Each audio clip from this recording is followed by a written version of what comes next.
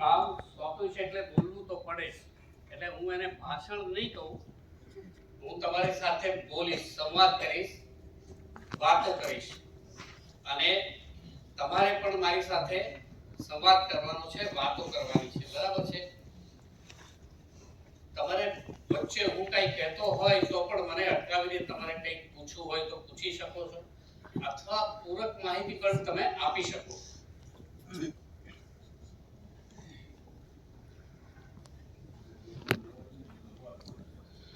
આપણે વાતો કરીશું. બરાબર?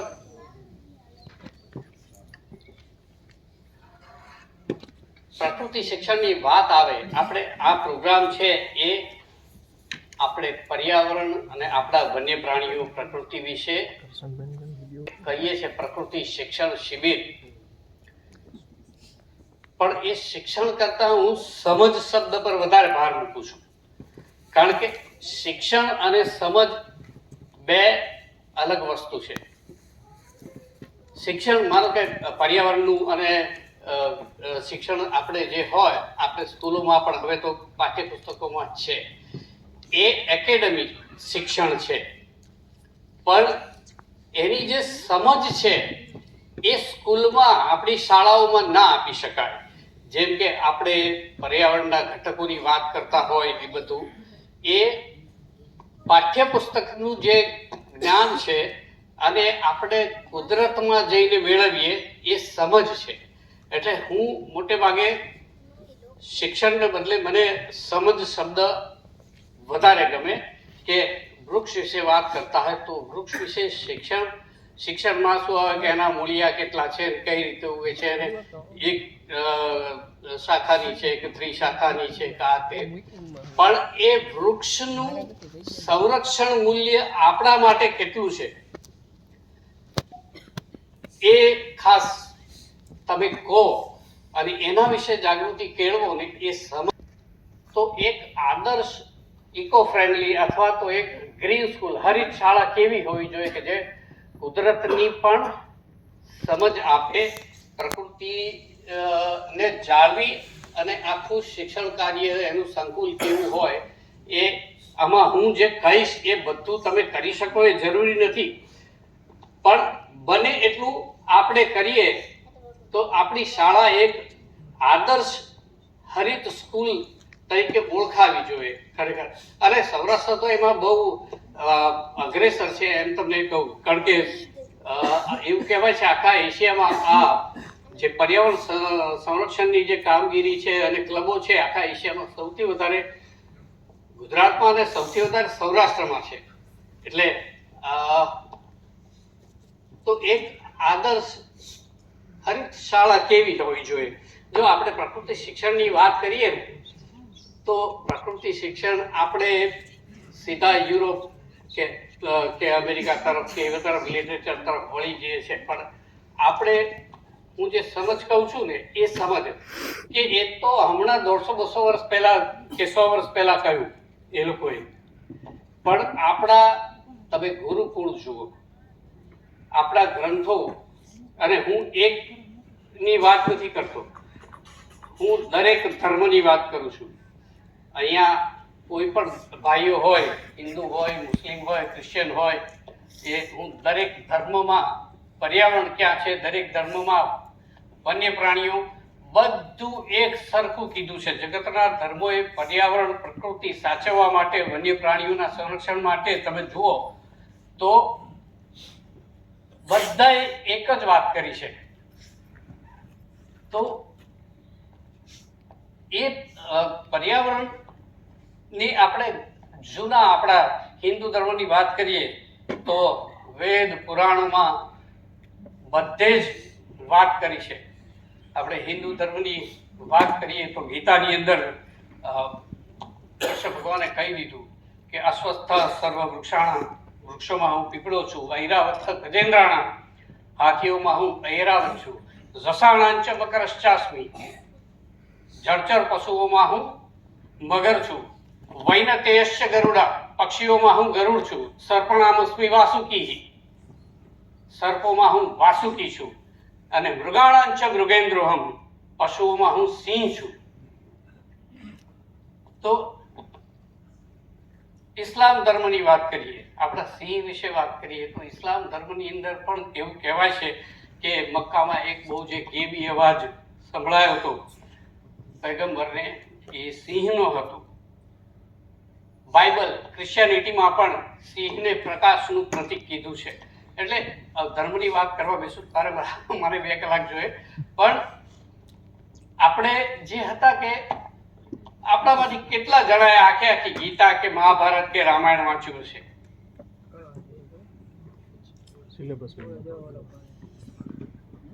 બે હાથ ખાલી ઊંચા થયા છે, ફક્ત 2 હાથ. એટલે જે આપણે આપણા મુસ્લિમ ભાઈઓ પૂછો તો કેટલા જણાએ કુરાન વાંચ્યું છે? જો કોઈ હોય તો, બાઇબલ ક્રિશ્ચિયાનિટી હોય તો. મેં એક સવાલ કર્યો હતો, બહુ મોટું ઓડિયન્સ આખું ભરેલું હતું, કે જેમ હિન્દુ ધર્મમાં આપણા વાહનો છે દેવી દેવતાઓના, એમ મોહમ્મદ પૈગંબરનું પણ વાહન છે. પણ એટલા બધા ઓડિયન્સમાંથી કોઈ જવાબ નથી આપી શક્યા. આપણા મુસ્લિમ ભાઈઓ પણ કે મોહમ્મદ પૈગંબર, તો આપણે શું માન્યું કે ધર્મગુરુઓએ કે બીજાએ કીધું ને એ માન્યું, પણ જે ગ્રંથમાં છે એ આપણે ક્યારેય નહીં વાંચ્યા. એટલે એક બહુ સરસ વાક્ય કુમાર વિશ્વાસે કીધું હતું કે હમ ધર્મ કો માનતે હૈ, ધર્મ કી નહીં માનતે. આપણે ધર્મ ને માનીએ છીએ પણ ધર્મનું નથી માનતા, કારણ કે આપણે વાંચ્યું જ નથી. તો આ પ્રકૃતિ શિક્ષણની વાત, કારણ કે બધું જ આપણે ગુરુકુળમાં તે વખતે જૂના જમાનામાં તો પ્રકૃતિમાં રહીને જ બધી શાળાઓ હતી, પણ પ્રકૃતિ શિક્ષણની વાત આપણે આધુનિક જમાનામાં કરીએ ને તો આ જીન જેકબ્સે 18મી સેન્ચુરીમાં કહ્યું હતું, તમે જુઓ 18મી, કે education should include focus on environment. આણે લગભગ 200 વર્ષ પહેલા કહ્યું હતું કે આપણું જે શિક્ષણ છે એ પર્યાવરણ પર ફોકસ થવું જોઈએ, and teacher has to facilitate students. શિક્ષકની એ અંગત જવાબદારી થાય કે છોકરાઓને, વિદ્યાર્થીઓને પર્યાવરણ વિશે સમજ આપે. આ ખેત 200 વર્ષ પહેલા કહ્યું હતું. પછી આ સર પેટ્રિક ગેડિસ છે, એ સ્કોટિશ બોટનિસ્ટ હતા સ્કોટલેન્ડના, અને એમણે બહુ સરસ વાત કરી કે ક્વોલિટી ઓફ એન્વિરોન્મેન્ટ, આની લિંક એમણે કીધી કે પર્યાવરણની ગુણવત્તા અને શિક્ષણની ગુણવત્તા બે તમારે જોડવી જોઈએ, અને તો આપણા પર્યાવરણ વિશે લોકોમાં જાગૃતતા આવી શકશે વિદ્યાર્થીઓ દ્વારા. અને એમણે પણ પોતે બહુ જ સુંદર સુંદર વિચારો આપ્યા હતા, અને નવી નવી પ્રવૃત્તિઓના આઈડિયા અને ટેકનિક કે આ કઈ રીતે કરવું. એનાથી આગળ આવીએ તો વિલિયમ સ્ટેપ્સ, એમણે આખી જિંદગી પોતાની આ પર્યાવરણ જાગૃતિના કાર્યક્રમોમાં જ એમણે કાઢી, અને એ પોતે વિદ્યાર્થીઓને ફિલ્ડ ટ્રીપ પર લઈ જતા અને શીખવાડતા કે પ્રકૃતિ સાથે તાલમેલ મેળવીને કઈ રીતે જીવવું. તો પ્રકૃતિ સાથે તાલમેલ મેળવવાની વાત આપણે સમજ આપવાની છે. એક બહુ જાણીતા વૈજ્ઞાનિક છે, અને એમણે રિસર્ચ કર્યા પછી કીધું, અમૃત રાવ એમનું નામ. અમૃત રાવે કીધું કે if you do not stay in harmony with the nature, if you do not contribute to the nature, if you do not respect the nature, then nature will discard you. એટલે કે તમે જો પ્રકૃતિ સાથે તાલમેલ મેળવીને નહીં રહો, પ્રકૃતિમાં તમારો ફાળો નહીં હોય, પ્રકૃતિનું અંગ બનીને નહીં રહો, તો પ્રકૃતિ તમને નામશેષ કરી નાખશે. કારણ કે પ્રકૃતિને એવું કંઈ જ જોતું નથી કે જે એના સહભાગી થાય પ્રકૃતિમાં. એમણે દાખલા આપ્યા, ખાલી 2 દાખલા, કે ડાયનોસોર હવે ડાયનોસોર નાબૂદ થઈ ગયા ત્યારે તો આપણે નહોતા. 6.5 કરોડ વર્ષ પહેલા ડાયનોસોર પતી પ્રકૃતિએ જોયું કે ડાયનોસોરનું હવે જો વધારે જીવશે પૃથ્વી પર તો કશું બચે નહીં ઝાડપારને, કારણ કે ડાયનોસોર વિશાળ હતા અને જે મોટા હતા એ વધારે વૃક્ષો અને વનસ્પતિઓ ખાતા હતા, એટલે કુદરતે એમને ઉપાડી લીધા. તો કુદરત સાથે જો હળીમળીને નહીં રહીએ તો કુદરત જ આપણને ઉપાડી લેશે.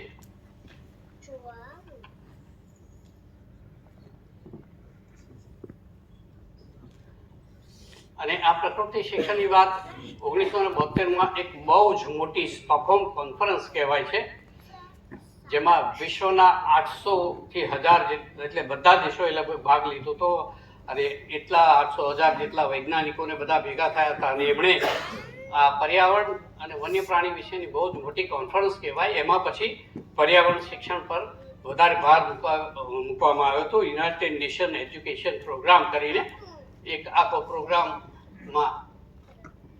તો હવે આપણે જોઈએ કે આપણી આદર્શ હરિત શાળા કેવી હોવી જોઈએ, કોને કહેવાય, શું કરી શકાય.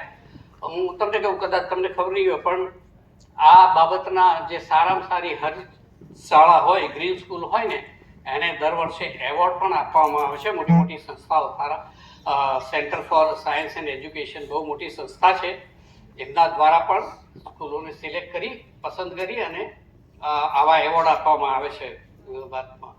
તો આદર્શ હરિત શાળા કન્ઝર્વ વોટર ઇનિશિયેટિવ, પહેલું કે પાણીનો બગાડ ના થવો જોઈએ અને વીજળી કે ક્યાંય લાઇટો ખુલ્લી ના રહી જાય આપણી શાળામાં. પછી માનો કે જૂના બલ્બ હોય એને બદલે જે લાઇટ ઓછી વાપરતા હોય, ઇલેક્ટ્રિસિટી ઓછી વાપરતા હોય એવા LED બલ્બ આપણે બદલી શકીએ, એવી રીતે વીજળીનો બચાવ થાય.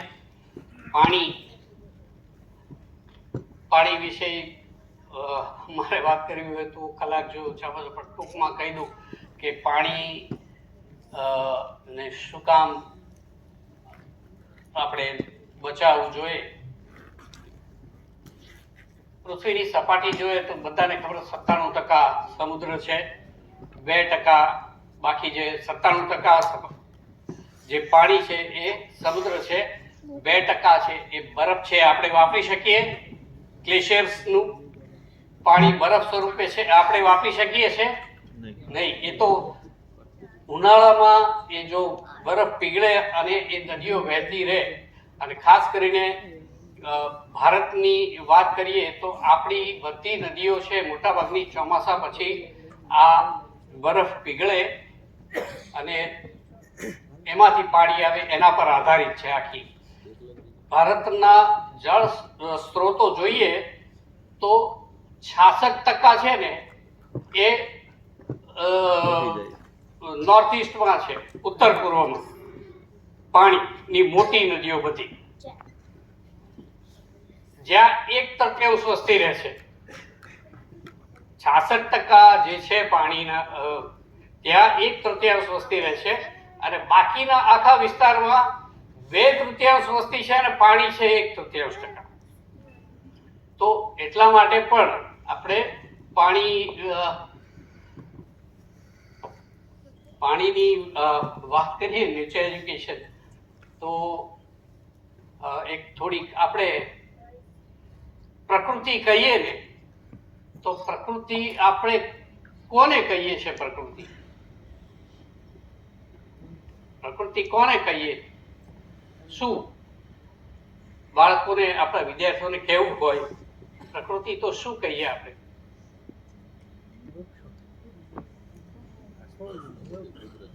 કોઈ હા,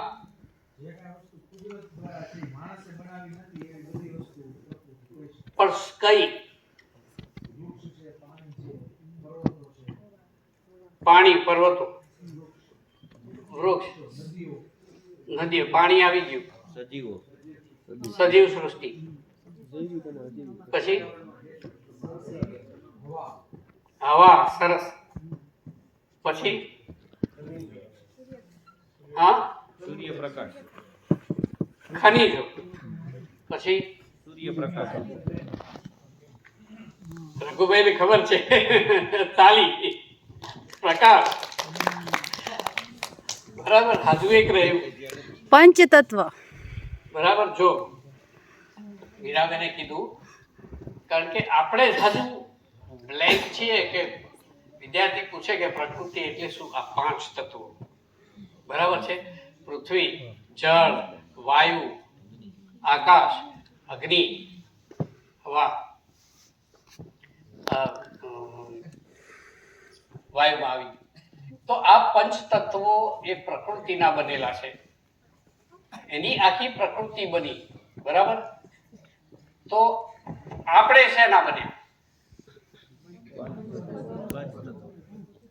તો પ્રકૃતિ આખી આખી આપણામાં સમાયેલી છે. પ્રકૃતિ એટલે જ આપણે આ 5 તત્વો પ્રકૃતિના કુદરતે આપણને સાવ મફત આપી દીધા, બરાબર. કુદરતે પાણી બનાવ્યું, 1 પૈસો લીધો, કારણ કે પાણી આપણે બનાવી શકીએ છીએ? બિલકુલ નહીં. પાણીનું જ્યારે નિર્માણ થયું, સર્જન થયું, ત્યારે જેટલું પાણી હતું એમાં 1 ટીપું આપણે ઉમેરી નથી શક્યા. તો પાણી આપણને કુદરતે સાવ મફત આપ્યું. પછી પૃથ્વી, જમીન, જમીનનું નિર્માણ આપણે કરીએ છીએ. આપણે તો બહુ તો લેવલિંગ કે સરખી કરીએ, બરાબર. તો કુદરતે જમીન આપણને બનાવીને આપી કે ઉપલું એક સ્તર બનતા 1 થી 2 ઇંચનું જે ફળદ્રુપ ફળ છે એ કુદરતને બનાવતા 500 થી 800 વર્ષ લાગે, એ આપણને સાવ મફત આપી દીધી. વાયુ, આપણા વાતાવરણના પટ્ટાઓની ઉપર જે છે એ આપણને સૂર્યના જે પારજાંબલી કિરણોથી રોકે છે, એ આખું કવચ છે આપણું. એ જો ના હોય તો સજીવ સૃષ્ટિ શક્ય નથી. તો એ આપણે બનાવ્યા? બિલકુલ નહીં. સૂર્યપ્રકાશ, અગ્નિ, તો આ 5 તત્વો આપણને સાવ મફતમાં આપ્યા, અને એ સાવ મફતમાં આપ્યા એટલે આપણે એની કોઈ કિંમત જ સમજાય નહીં, એના વિશે આપણે સમજ જ નથી કેળવી. જો જગતમાં સોનું કોલસાની જેમ પથરાયેલું પડ્યું હોત તો એની કિંમત ના હોત. આપણે ફક્ત અને ફક્ત એને આપણે એની ઉપયોગિતા જોઈ, પણ એનું સંરક્ષણ મૂલ્ય શું છે કે આ 5 તત્વો સિવાય આપણું જીવન શક્ય જ નથી. એ સમજ આપણે ક્યારેય કેળવી નહીં, કારણ કે આપણે એની સાથે જોડાયા જ નથી. આપણે, મેં તમને કીધું ને કે આપણે આપણી સંસ્કૃતિને થોડીક, આપણે ધર્મગુરુની જેમ ભૂખવાનું કે કશું નથી, પણ આપણા ધર્મો વિશે આપણને થોડીક એ ગ્રંથો, અને એવું નથી કે આખા ગ્રંથોના સાર પણ મળે છે બજારમાં, અને હવે તો ઓનલાઈન કે શું કહે છે, એ આપણે કેળવ્યા જ નથી એ સમજ. એટલા માટે ખાલી હિન્દુ ધર્મની વાત કરું તો આપણે જલ દેવતા, વાયુ દેવતા, અગ્નિ દેવતા, બધાને દેવતાની ઉપમા, નદી, પાણી, લોક માતા, બરાબર.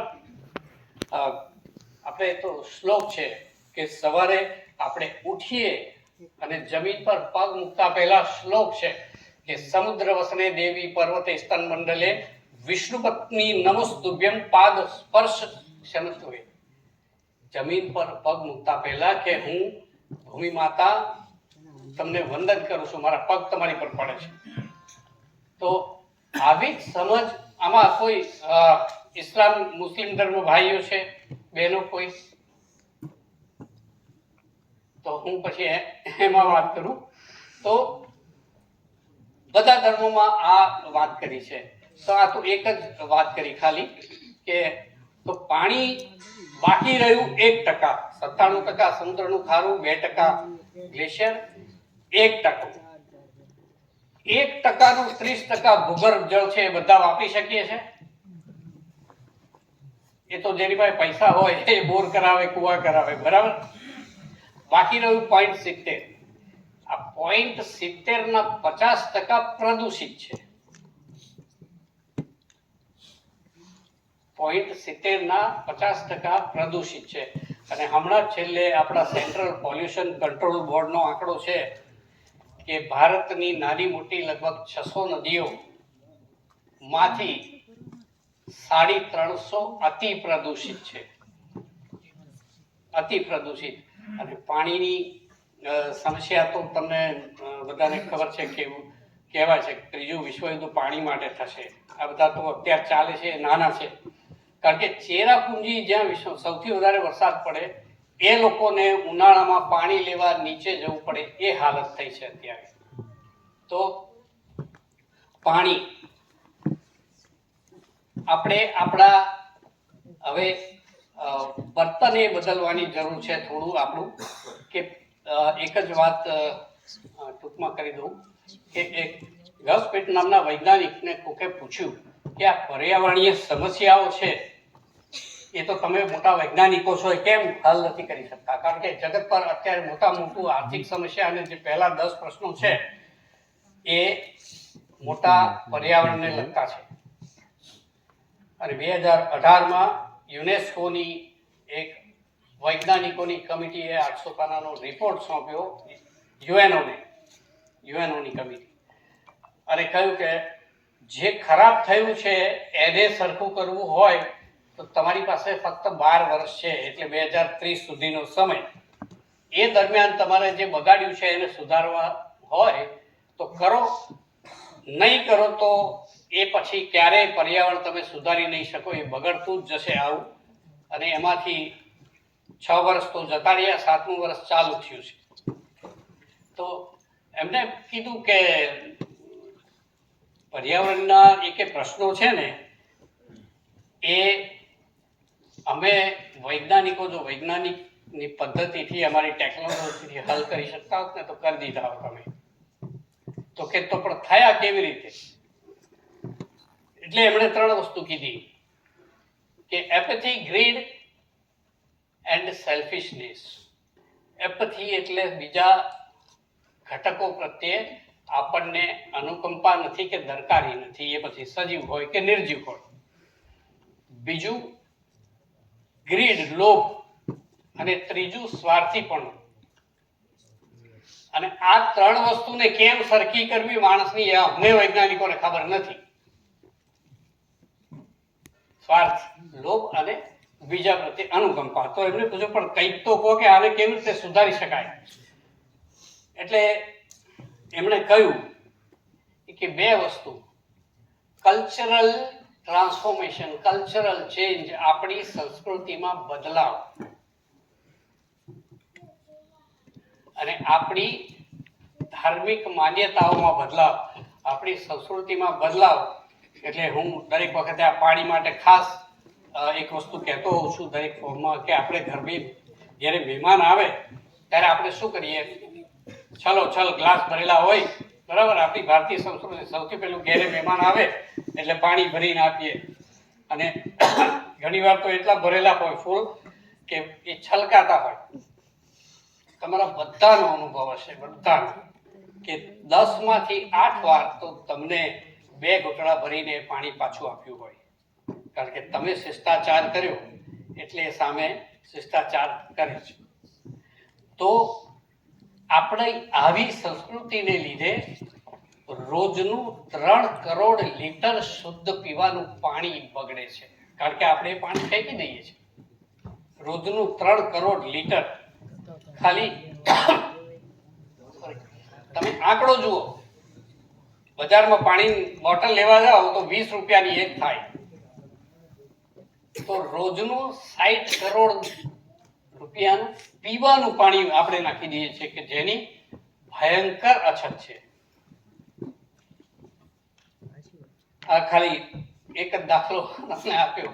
તો આપણે બદલાવ કરી શકીએ આપણા શિષ્ટાચારમાં, અથવા આપણે કે ભાઈ ઘરે મહેમાન આવે તો કાં તો અડધો ગ્લાસ ભરીને આપીએ અથવા ગ્લાસ નાના કરી નાખીએ.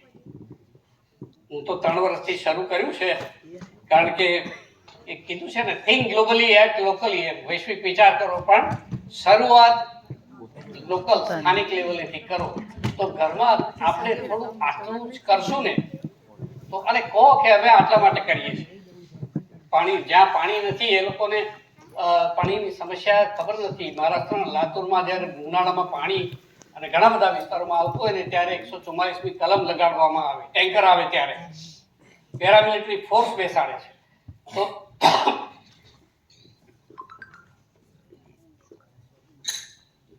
તો આપણે જળ પ્રદૂષણ કરીએ તો અસર ક્યાં થાય?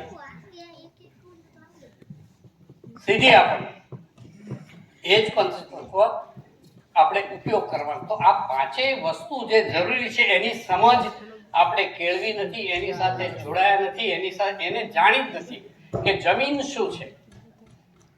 તમે એક મુઠ્ઠી જમીન હાથમાં લો તો એની અંદર કેટલા સેન્દ્રિય તત્વો છે ખબર છે? જીવન સૃષ્ટિ 100 થી 500 કરોડ એક મુઠ્ઠી માટીમાં એટલા જીવંત સેન્દ્રિય તત્વો છે, 100 થી 500 કરોડ.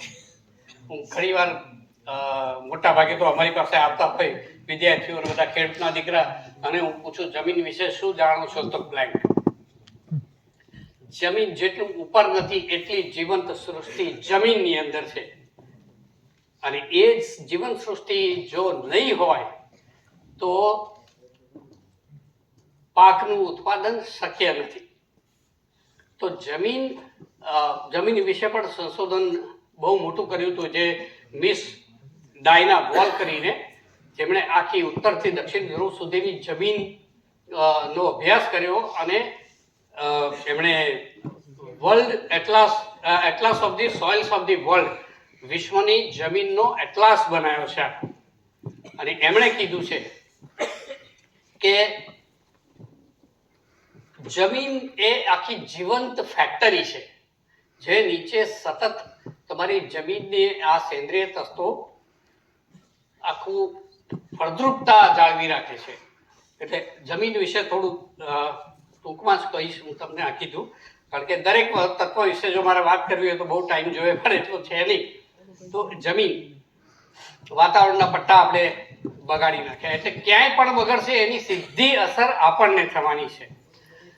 જમીન આપણે ખરાબ કરી નાખી. 2050 સુધીમાં એક આંકડો એવું કહે છે કે વિશ્વની 80% જમીન છે ને એ બગડી ગઈ છે. કેમ? રાસાયણિક ખાતર અને જંતુનાશક દવાઓથી.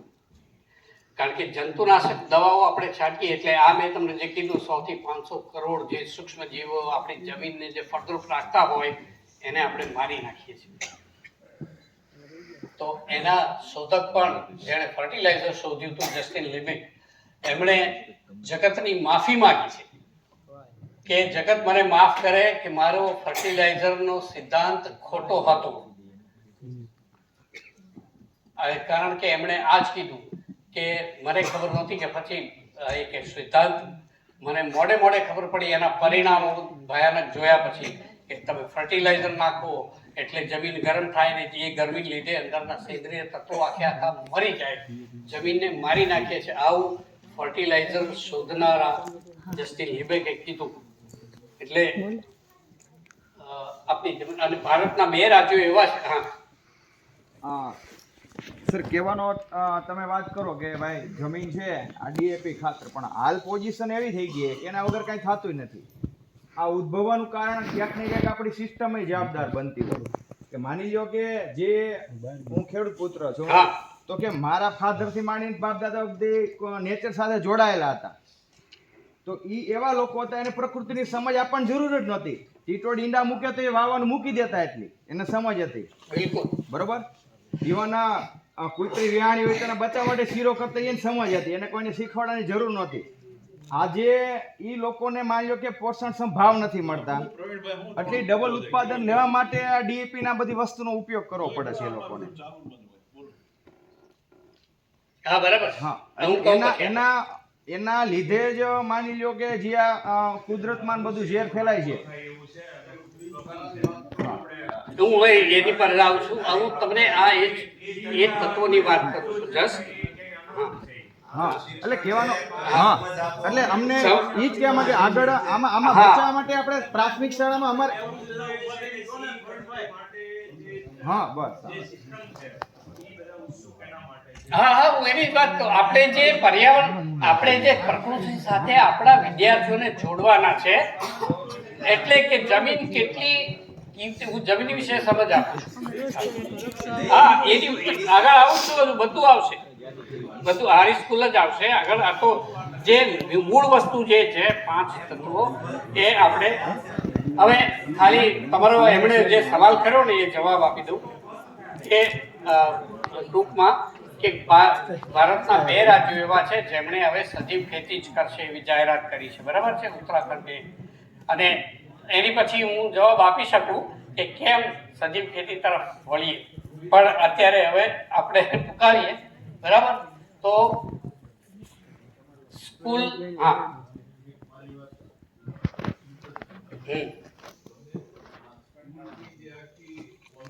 હા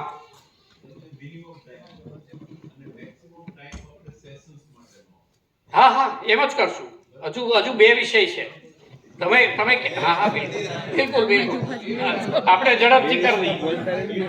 હા હા પણ તમે કરી શકો. અળસિયાની ખેતી જે કહે છે એ જો આ આટલું બધું કરી શકાય. પછી વોટર હાર્વેસ્ટિંગ, પાણી જમીનમાં ઉતારવાનું પણ તમે કરી શકો છો. તમારું સ્કૂલનું સંકુલ વધારે હોય અને આ ડ્રીપ ઇરિગેશન પણ તમારા સ્કૂલમાં વેજીટેશન ઝાડવા અથવા તો ઘણી સ્કૂલો શાકભાજીઓ ઉગાડતી હોય છે, તો એના માટે ડ્રીપ ઇરિગેશન પણ કરી શકો. પછી ખાસ સોલાર, સ્કૂલની વીજળી માટે સોલાર પેનલ પણ આપણે લગાવી શકીએ. પછી આપણા સ્કૂલની હવાની ગુણવત્તા છે એનું મીટર પણ લગાવી શકીએ. દિલ્હીમાં તો આ બહુ જરૂર પડી છે, અને એકલી દિલ્હી નથી, ખરેખર તો એકલું દિલ્હીનું નામ ગાજે છે. વિશ્વના સૌથી 10 પ્રદૂષિત શહેરોમાં ભારતના 4 છે. પછી પીવાના પાણીની શુદ્ધ હોવું જોઈએ, ફિલ્ટરેશન વાળું, અને પાણીની ગુણવત્તાની ચકાસણી આપણે કરતા રહેવું જોઈએ. આ વસ્તુ ખાસ મેં કીધી કે પર્યાવરણની સમજ એ દરેક સ્કૂલમાં, કાં તો આપણે સવારે 5-10 મિનિટ એવો એક પ્રોગ્રામ રાખી શકીએ, અથવા તો દર અઠવાડિયે એવા પ્રોગ્રામ કરી શકીએ કે બેસીને જે રસ ધરાવતા વિદ્યાર્થીઓ છે, શિક્ષકો, એ બધા ચર્ચા કરી શકે આખું. અને આચાર્યો જો કોઈ હોય તો એમને એટલી વિનંતી કે આવા શિક્ષકો જેમને પર્યાવરણની જાગૃતિ ફેલાવવામાં રસ છે, એમને થોડોક વધારે સમય એ વિશે આપે છોકરાઓ સાથે ઇન્ટરેક્ટ કરવાનો. અને આપણા જે ઉત્સવો જે બધા થાય છે, વન્ય પ્રાણી સપ્તાહ છે, પછી આ વિશ્વ સિંહ દિવસ છે, પર્યાવરણ દિવસ છે, આ બધી ઉજવણીમાં સક્રિય ભાગ લે. અને આપણા જે તહેવારો છે એ ઇકો ફ્રેન્ડલી, જેમ કે હોળી છે, એમાં તો હવે તમને બધા કહેવાની જરૂર નથી. ગણેશ ચતુર્થી માટીના જ બનાવવા જોઈએ, આ બધી મૂર્તિઓ, એનું શિક્ષણ આપે. પછી આપણું જે સંકુલ છે એ હરિત હોવું જોઈએ. જેટલી પણ જમીન છે એ બને ત્યાં સુધી એ ગ્રીન હોવી જોઈએ. અને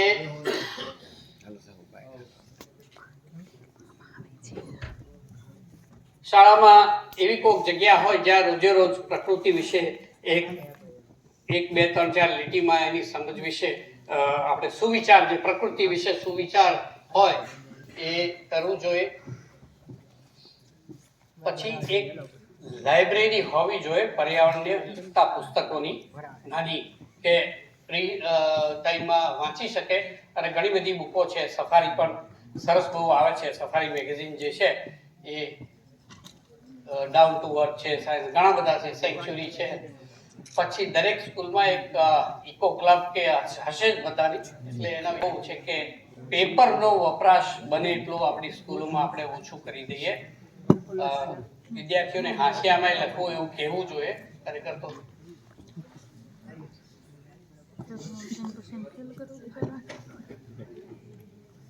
જે વારંવાર વપરાશ કરી શકાય. ઘણી બધી સ્કૂલોએ પ્રતિબંધ મૂકેલા છે, એવું મને ખબર છે કે પ્લાસ્ટિકની બોટલ એક ટાઈમ વાપરીને ફેંકી દેવાની એવી સ્કૂલમાં લાવવાની જ નહીં.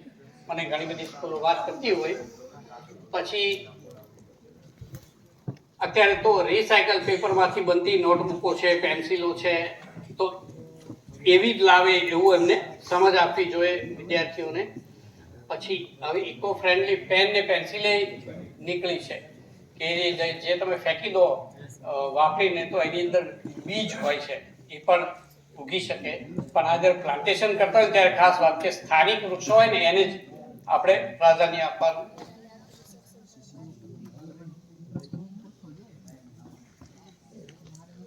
હવે તો ગુંદર ને આ બધું પણ જે ચોંટાડીએ છીએ આપણે ફેવિક્વિક ને આ બધું એ પણ ઇકો ફ્રેન્ડલી આવી ગયું છે.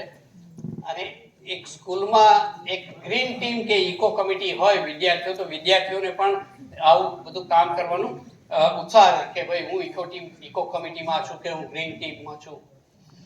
પછી પોસ્ટર્સ દરેક શાળાના દરેક સ્કૂલમાં એક પોસ્ટર કે એક ફોટો હોવો જોઈએ પ્રકૃતિ પર્યાવરણ કે વન્ય પ્રાણીની તસવીરને લગતો કે જે એની સમજ આપતું હોય.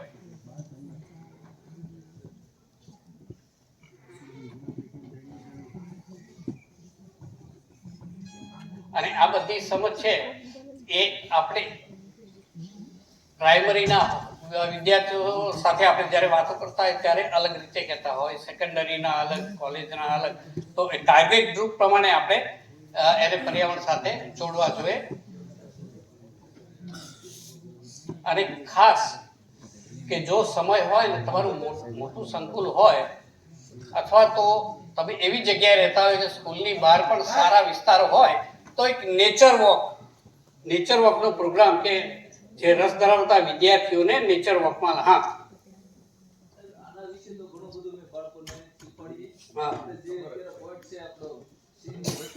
એ આવે છે. હવે આ પૂરું થાય પછી એ બીજો છે આમાં તો શું છે છે